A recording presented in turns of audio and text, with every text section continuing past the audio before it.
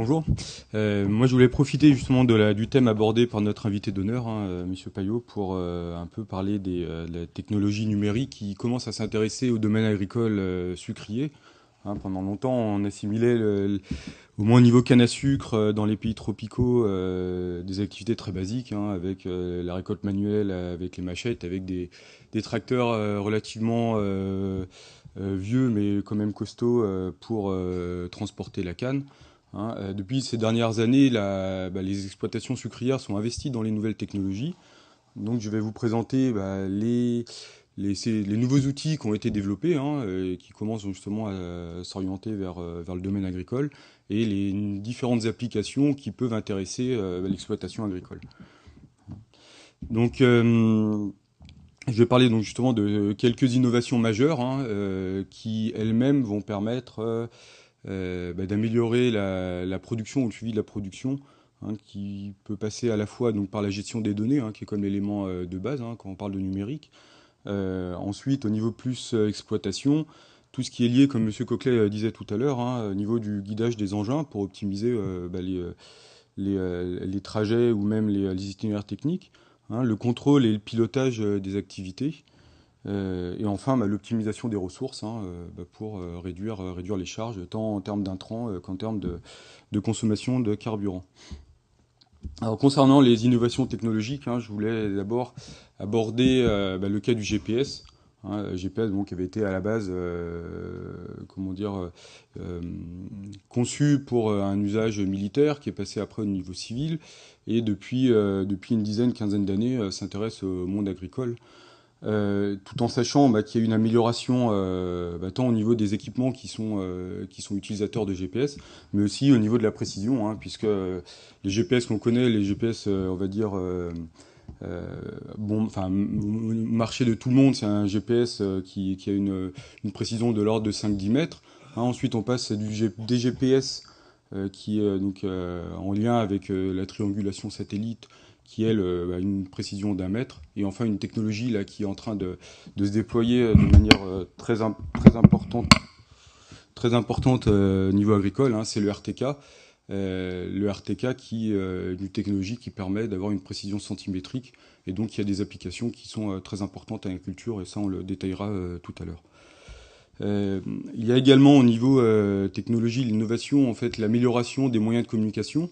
Donc moyens de communication entre soit des capteurs agricoles ou capteurs agronomiques, ou des engins qui passent à la fois, ou qui peuvent passer à la fois par des réseaux hertziens ou des réseaux téléphoniques par SMS. Donc il y a une communication directe entre les outils dans le champ et les terminaux, que ce soit des téléphones ou que ce soit des ordinateurs au bureau, ou éventuellement qui peuvent également passer par Internet, via les réseaux Internet téléphoniques GPRS. Donc ça, ces technologies, elles se déploient de manière exponentielle sur tous les pays, et même en Afrique, même dans des zones reculées, on a accès à ces technologies-là.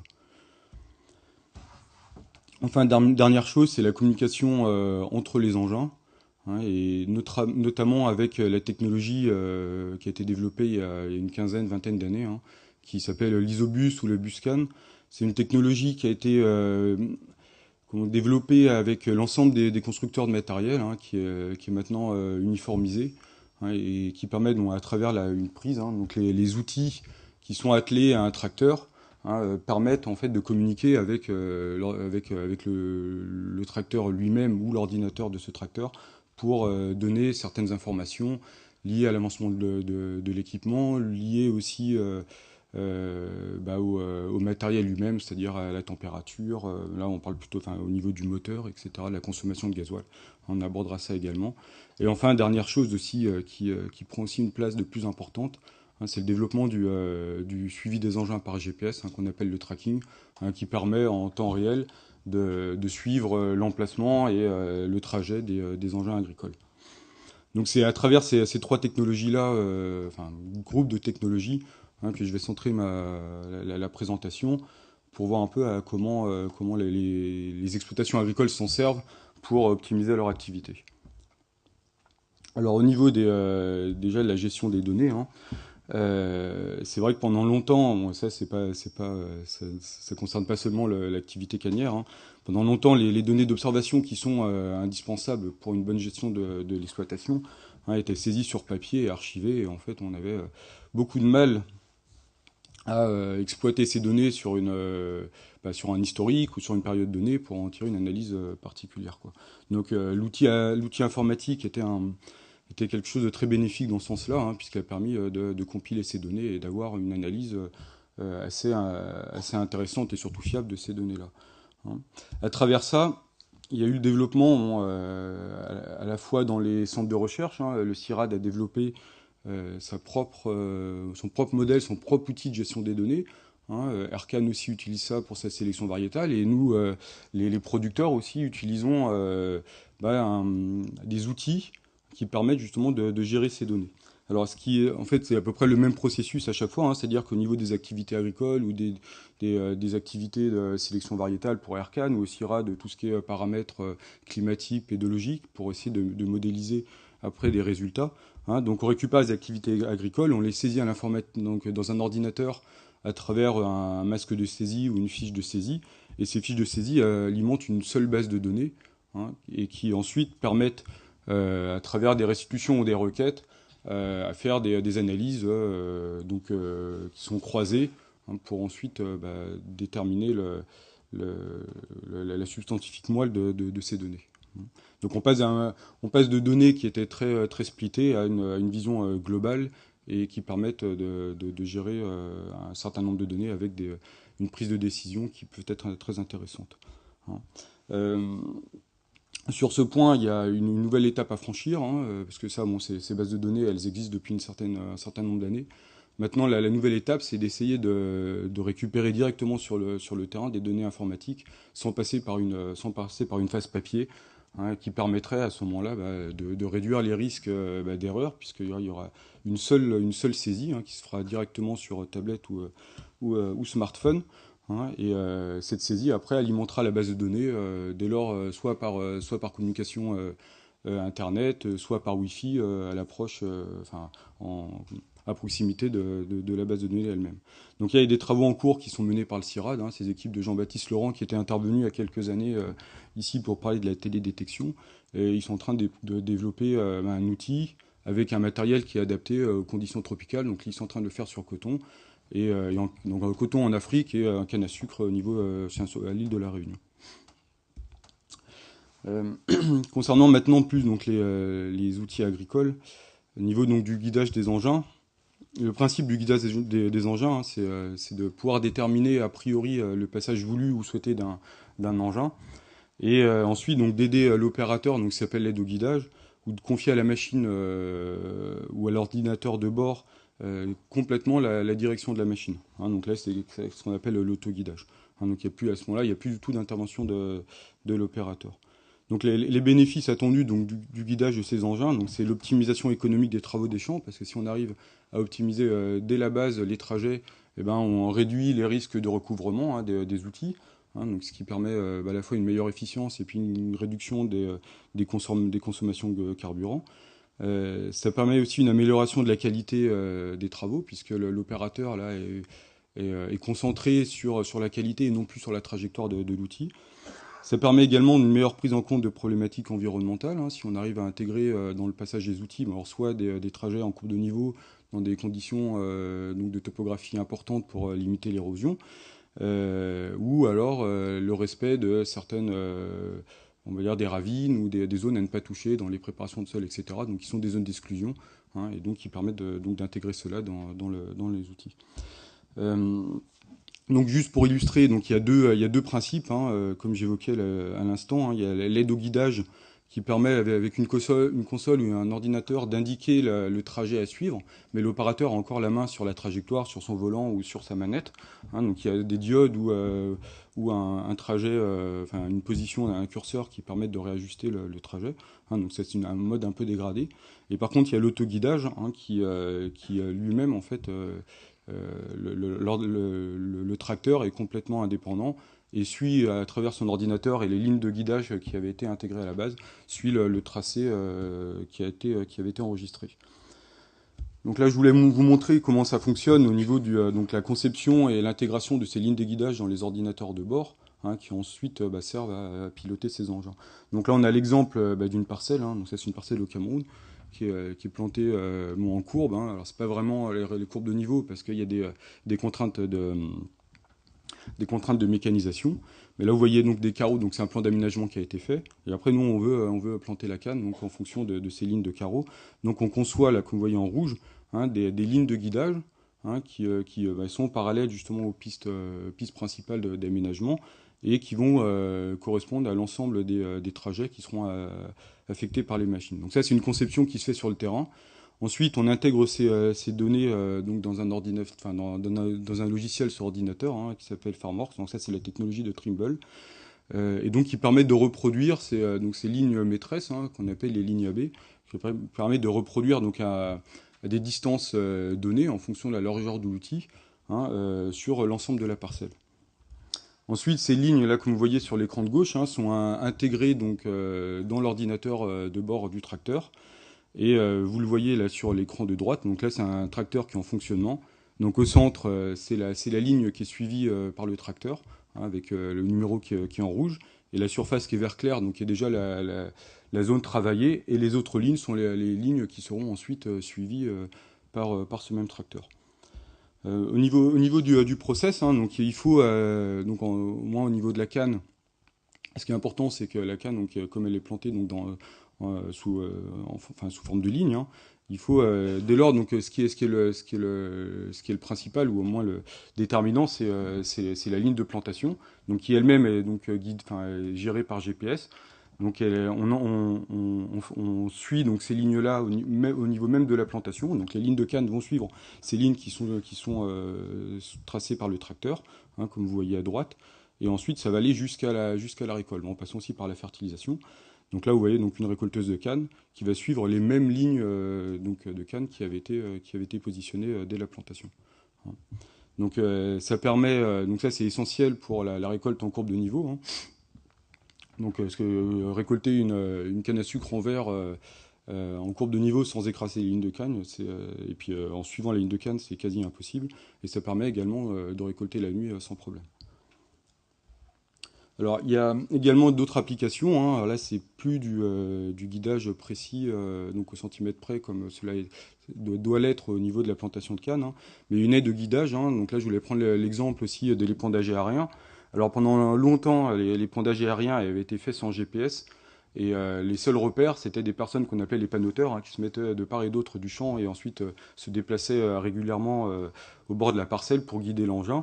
Hein, et vous pouvez imaginer qu'en termes de toxicité ou de RSE, c'était pas vraiment au top. Hein.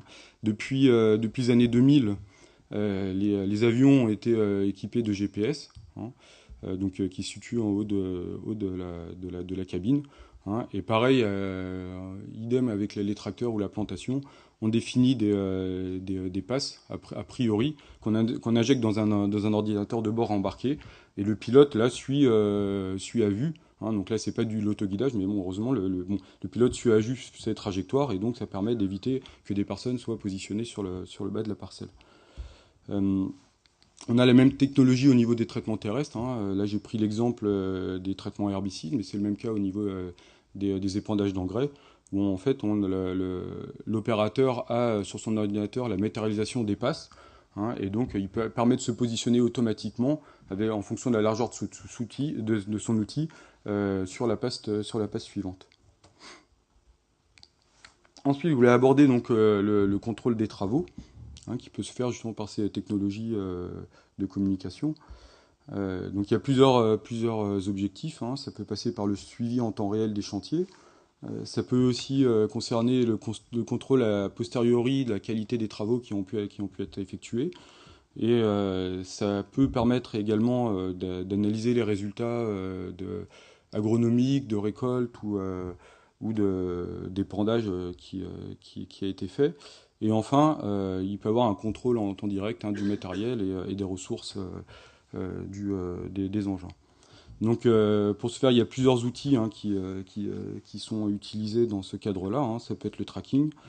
Ça peut être aussi l'enregistrement des données réelles d'activité dans l'ordinateur de bord du tracteur. Et puis ça peut être des capteurs matériels, hein, comme j'ai présenté tout à l'heure avec la technologie Isobus. Donc au niveau de la contrôle des activités, alors le tracking donc, se déploie de manière importante sur les activités, enfin sur les complexes sucriers. Donc là je prenais l'exemple d'une activité d'épandage d'engrais. Hein. Là on voit bien donc à droite, ça c'est les trajets qui ont été faits par l'épandeur. Hein. Et donc ça nous permet de voir si effectivement l'ensemble des zones ont été épandues.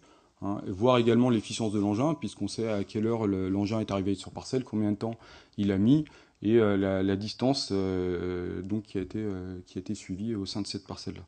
Hein, donc ça permet après de corriger les choses hein, avec cet état-là. Ensuite, donc, au niveau contrôle a posteriori, hein, on peut avoir aussi donc, le contrôle des superficies qui ont été couvertes, et puis identification des manques et ou des recouvrements qui ont été effectués. Donc là, j'ai pris le cas d'un traitement herbicide.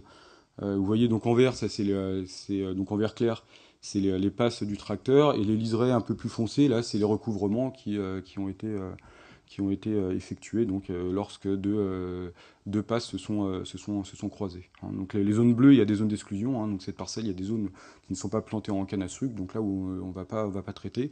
Et donc dans cette technologie-là, les buses, quand elles arrivent par exemple sur la zone blanche, s'arrêtent automatiquement. Donc en fait, ce qui permet aussi un gain de produit. Niveau traitement aérien, c'est pareil. Donc avec l'ordinateur que je vous ai montré tout à l'heure, on a la restitution des passes réelles de vol et de l'ouverture ou non des buses pour les traitements par avion. Et donc ce qui permet aussi d'avoir un contrôle qualité a posteriori pour soit reprendre, de faire des rattrapages si jamais il y a eu des manques, ou même après comprendre certains résultats qu'on peut déceler ensuite. Après au niveau analyse, il y a développement de nouvelles technologies qui avant avaient été développées surtout en céréales, hein, sur blé, maïs, hein, ce qui correspond au capteur de rendement. Donc la société Case a mis au point, enfin a démocratisé, parce qu'avant ça restait au niveau de la recherche. Hein. Donc elle a développé des capteurs au niveau du convoyeur, donc ça c'est pour la récolte mécanique, hein, pour avoir en temps réel le rendement de la canne. Donc vous voyez là un exemple à droite où il y a eu plusieurs passes et on voit l'hétérogénéité du rendement donc en fonction du type de sol, hein, au fur et à mesure que la machine avance. Donc il y a la canne qui rentre est pesée et donc on arrive à identifier le rendement au niveau local. Hein, donc ce qui peut être très important après pour connaître le potentiel du sol ou aussi pour comprendre pourquoi telle zone a eu un rendement moindre ou plus important pour ensuite essayer de répondre à ces différences-là. En termes de contrôle des équipements, depuis quelques temps aussi, on a des différents capteurs hein, qui peuvent aussi intéresser l'exploitation agricole. Donc là, j'ai pris l'exemple de capteurs de suivi de carburant, hein, donc qui sont positionnés dans le réservoir de carburant du tracteur. Donc là, c'est un tracteur Bell, donc un tracteur de transport canne.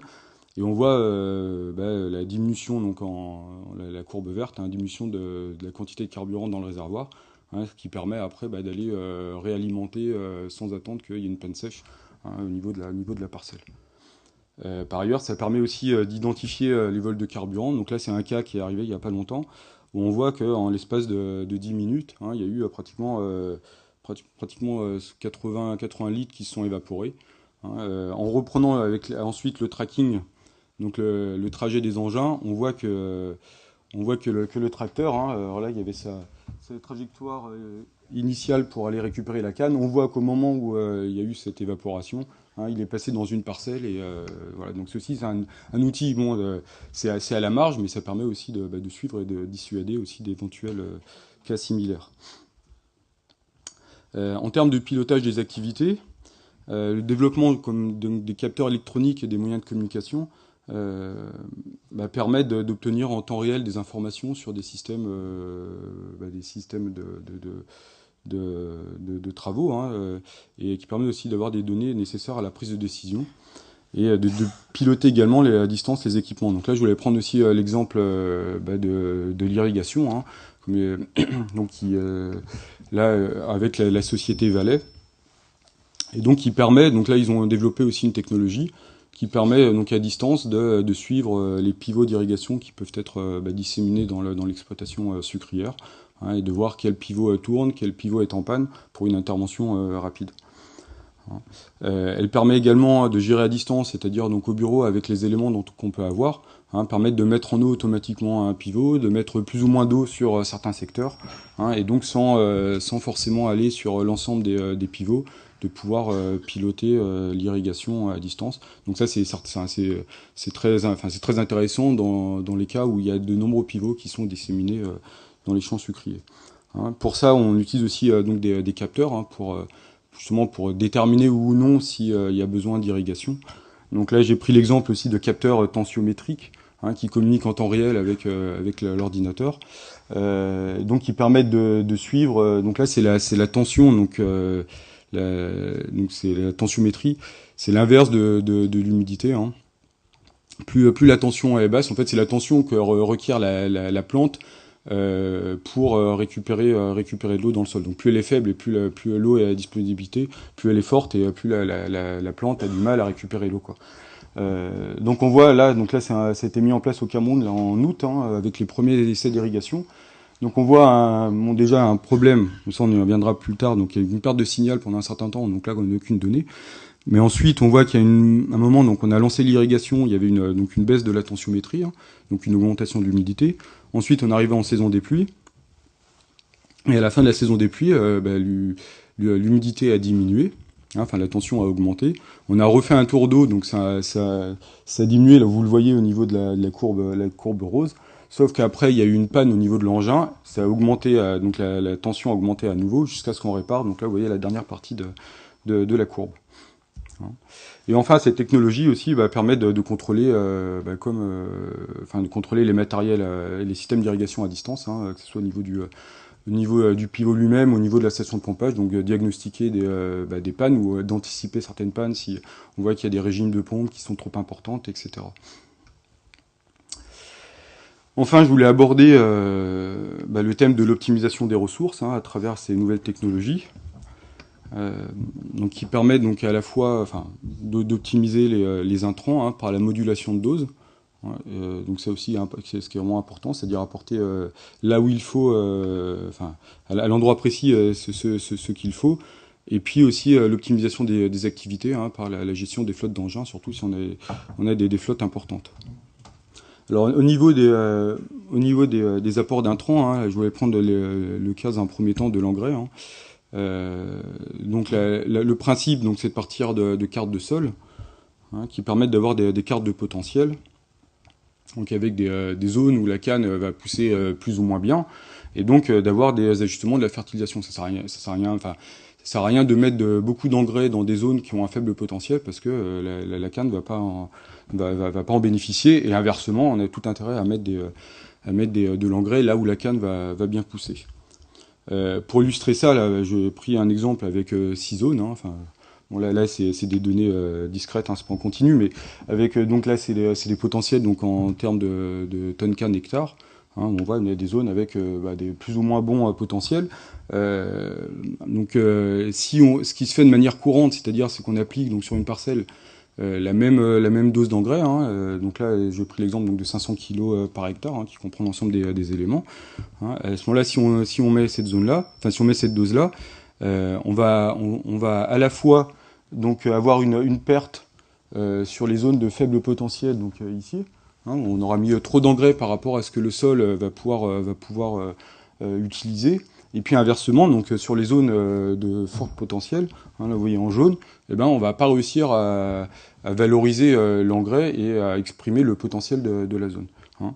Alors que si on arrive à moduler et donc à mettre plus ou moins d'engrais en fonction des zones, on va réussir à aussi optimiser le rendement. Donc pour ce faire, il y a plusieurs technologies. Hein. Donc qui sont aussi adaptées aux conditions tropicales, hein, de la canne à sucre.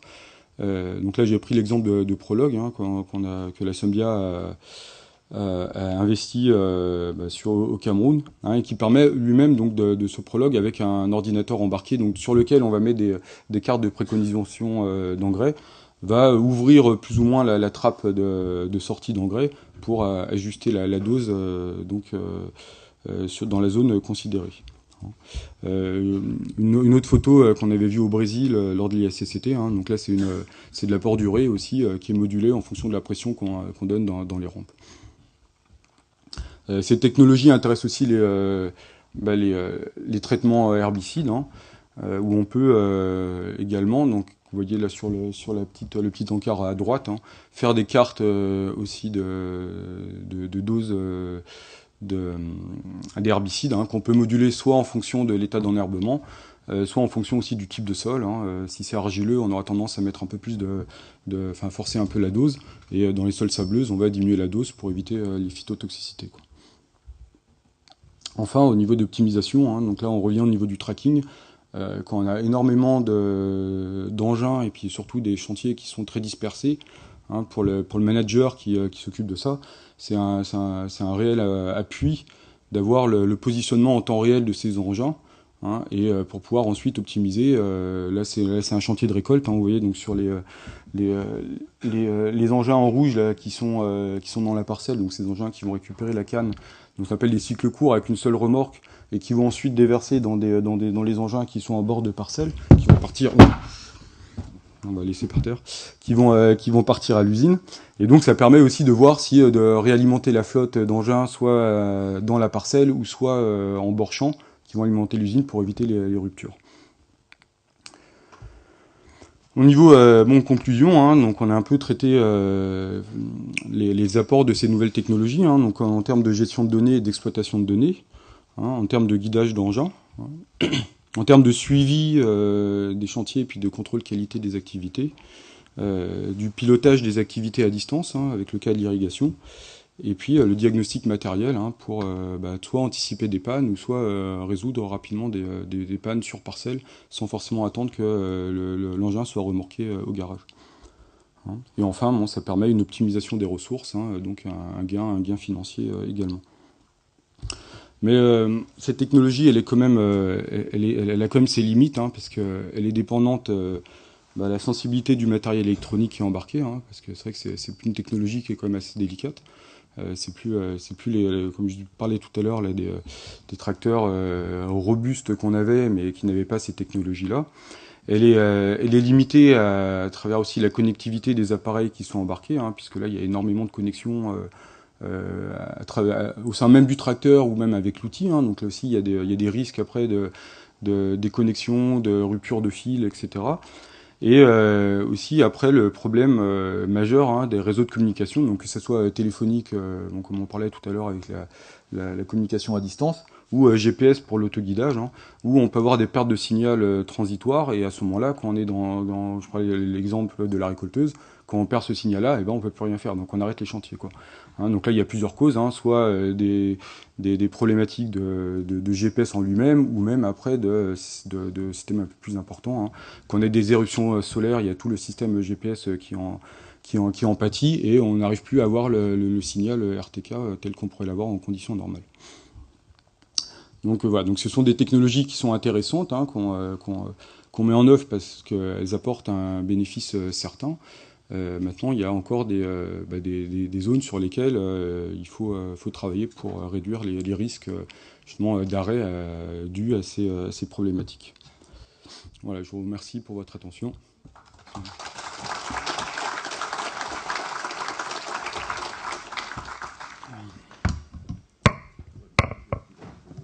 Merci Thibaut. Oui, Régis. Thibaut, juste une question. En termes de pratique, qu'est-ce que ça représente sur les complexes, par exemple, dont tu as parlé du Cameroun, mais est-ce que les autres complexes sucriers en sont équipés ou vont en être équipés? Alors, nous, au niveau de la SOMDIA au Cameroun, oui, là, on commence à généraliser ces outils-là, hein, au niveau tout ce qui est récolte, tout ce qui est travaux de préparation de sol, tout ça, c'est guidé par GPS. Après, il y a l'aide au guidage, comme je disais, sur les travaux d'épandage. Après, on est en train de... Là, on a des projets, donc l'année prochaine, à la service au Congo, de rentrer dans ce système-là. Et au Gabon, donc au Gabon qui est en récolte mécanique, mais pour l'instant qui est piloté par l'opérateur. Pareil, en fait, en 2016, on devrait installer donc le système RTK pour ensuite intégrer ça dans les récolteuses de canne et donc avoir ce guidage par GPS, quoi. Mais en fait, c'est une technologie qui est vouée à se déployer sur l'ensemble des sites à terme. Monsieur Kwamekra, à vous. Merci. J'ai trouvé l'exposé très intéressant. Mais je voudrais savoir, est-ce que l'application de cette technologie n'entraîne pas une réduction de la main-d'œuvre? Je pose cette question parce que aujourd'hui, l'un des objectifs qu'on vise, c'est aussi la création d'emplois, stabiliser la population et freiner l'exode. Si cette technologie, aussi bien soit-elle, pourrait entraîner une réduction d'effectifs, est-ce que ces gens ne vont pas aller gonfler déjà le nombre de chômeurs qui existent, lesquels chômeurs constituent des réservoirs pour tous les problèmes sociaux qu'on connaît en Afrique? Dès lors, est-ce qu'il ne serait pas bon, avant l'application dans chaque pays, de faire une petite étude de sociologie pour voir son impact sur la population et sur la population environnante? Parce que lorsque ces anciens employés se retrouvent écartés par l'emploi d'une nouvelle technologie, ils ont parfois des réactions de rejet même du complexe et des revendications de terres, censure, etc. Alors, est-ce qu'il ne serait pas bon de faire une petite étude de sociologie pour voir comment cette technologie peut être appliquée, mais aussi acceptée par l'environnement? Merci. Alors, je vais me permettre de répondre à la place de Thibault. De deux façons. La première, c'est que sur un certain nombre de techniques, ça permet de faire mieux. Donc, on ne supprime pas d'emplois, on permet de mieux travailler. Ensuite, lorsque, effectivement, on parle développement de mécanisation, c'est souvent pour faire face à l'absence de main-d'œuvre. Beaucoup des travaux qui ont été mentionnés par Thibault sont des travaux extrêmement exigeants et on trouve de moins en moins, fort heureusement, de gens pour les exécuter.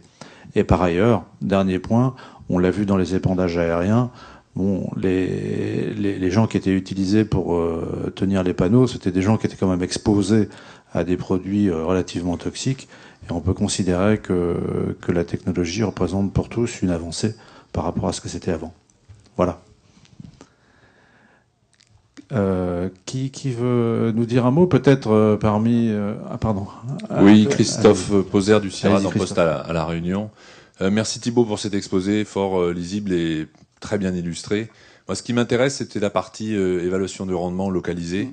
Et je voulais que tu nous donnes des précisions si c'était c'était un projet de recherche au départ, mené par les Mauriciens d'ailleurs, je crois, et les Australiens. C'est passé maintenant en pratique. Est-ce que c'est efficace? Est-ce qu'on en a maintenant des cartes de rendement précises? C'est le must, c'est le top pour nous, pour réguler les intrants. Merci. Ah bah exactement, on en a tout, on est les rois du pétrole, entre guillemets. Dès lors qu'on a ça, si on a les cartes de sol et les cartes de rendement, on arrive à faire joindre et à expliquer les résultats, savoir si c'est lié au remontant type de sol ou après comprendre d'autres problèmes qui peuvent être agronomiques. Alors pour répondre à ta question, alors c'est vrai que moi c'est une technologie qu'on attendait depuis. En effet, ça avait été présenté par le BECS à l'époque. Je me rappelle d'un congrès sucrier en 2007 à Durban. On a fait nous à la SOSUCAM l'acquisition de la Case, donc la récolteuse rouge là que j'ai présentée en photo, qui eux ont déployé cette technologie sur leur outil. Alors cette récolteuse, on vient de la recevoir, on l'a reçue là début novembre, on l'a pas encore mis en service, mais le capteur de rendement est dessus. Donc là on attend le technicien de Case qui devrait venir là début janvier pour le mettre en fonctionnement. Donc j'espère que ça va marcher. Et à ce moment, en effet, pour nous, au moins pour le groupe Sunbia, ça sera une première d'avoir ces cartes de rendement. Mais normalement, c'est effectif. Donc là, moi, je vous répondrai l'année prochaine, je vous montrerai les cartes de rendement qui, j'espère, seront accessibles. Et pour illustrer ce point-là. Mais normalement, en effet, ça marche. Pour les nouveaux systèmes de culture, du côté du CIRAD, c'est un outil qui va être formidable. On peut s'associer avec grand plaisir. Alors, ça existe sur la rouge, mais ça existe aussi sur la verte, non, Jean-Marc? J'imagine, non? J'ai dit ça existe sur la verte aussi. On l'a pas mis en place, nous, encore, mais Ok. pas qu'on le déploie. Mais... Oui, Marinus? Thibaut, je trouvais l'exposé très bien, mais je voudrais m'interroger, est-ce que tu sais où ça en est? Au niveau de Où ça en est avec tout ce technique pour le pays dans lequel la canne n'est pas cultivée à plat, ou presque plat. C'est-à-dire plus contraignant, comme tel que je vois dans pluvial l'Afrique du Sud et dans d'autres pays. Et où est-ce que ça en est avec le développement de pilotes pour éviter l'engorgement des sols, donc c'est-à-dire améliorer le drainage, éviter ainsi la salinisation des sols. Où est-ce que ça en est avec des pilotes pour éviter la compaction des sols? Bah, en fait, là, c'est un peu ce que je montrais là au niveau des préparations de sol. Hein. Si on arrive alors au niveau de dans les zones avec des topographies élevées, donc pour limiter l'érosion, on est fort. Enfin, une des solutions, c'est de planter en courbe de niveau pour éviter le ruissellement. Donc ça, justement, ça se fait. Les courbes de niveau se font a priori donc sur une étude topo, donc par ordinateur, enfin sur logiciel SIG. Hein, ensuite, le meilleur moyen, ensuite, c'est de l'injecter directement dans le tracteur. Donc ça c'est effectif. Après, tout ce qui est drainage, drainage, ça peut être la même chose. On a des plans des drainages qui sont pensés à étudier a priori, hein, et qui peuvent ensuite être appliqués sur le terrain en injectant justement dans les tracteurs qui vont faire les drains, faire le chemin adéquat pour le passage des drains, etc. Quoi. Donc ça c'est effectif déjà, Marius. Ok, merci Thibaut. Peut-être une dernière question, s'il y en a une. On a peu parlé d'irrigation. Antoine, qui voulait dire un mot sur l'irrigation?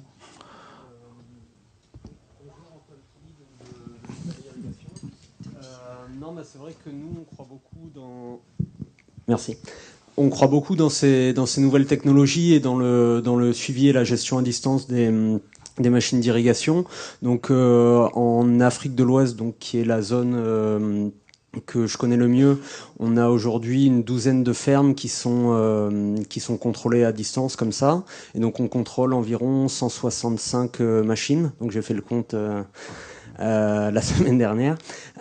Donc, c'est vrai que c'est assez intéressant parce que ça permet justement de mieux piloter les machines, de savoir la quantité d'eau qu'on apporte, de gérer les déplacements sur les sites, donc de faire aussi des économies de carburant. Et puis ça permet aussi d'avoir des rapports. Donc à la fin de la campagne, on sait combien d'eau on a apporté sur une parcelle et on peut corréler ça au rendement. Donc c'est pour piloter, pour les décisions stratégiques, c'est très intéressant. Merci. Eh ben écoutez, merci beaucoup Thibaut et on va passer à l'exposé suivant. Merci.